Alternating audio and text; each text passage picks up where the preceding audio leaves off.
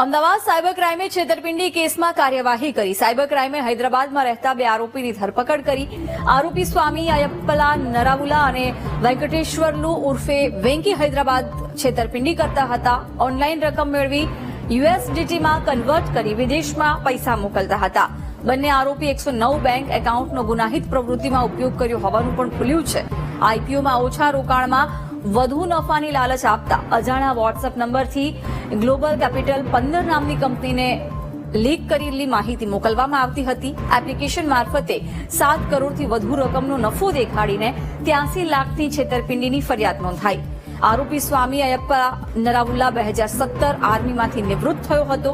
છેલ્લા 3 વર્ષથી stock market અને ક્રિપ્ટોમાં ટ્રેડિંગનું કામ કરતો હતો. અન્ય આરોપી પદ્માવતી કોઓપરેટિવ બેંકમાં ડિરેક્ટર તરીકે 20 વર્ષથી કામ કરતો હતો.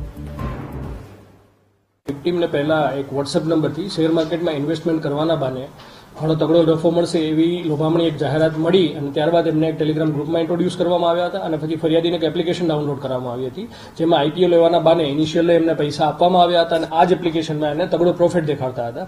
તો આવી રીતના અલગ અલગ અકાઉન્ટમાં ફરિયાદી પાસેથી ટોટલ 80 લાખથી વધારે રૂપિયા જમા કરાવી અને એમાં 7 કરોડનો પ્રોફિટ દેખાડવામાં આવ્યો હતો. 2 આરોપીની ધરપકડ કરી છે. એ જેમાં પ્રથમ આરોપી છે સ્વામી અયપ્પા નરાવુલ્લા અને બીજા એક આરોપી છે વેંકટેશ્વર ઉર્ફે વેંકી.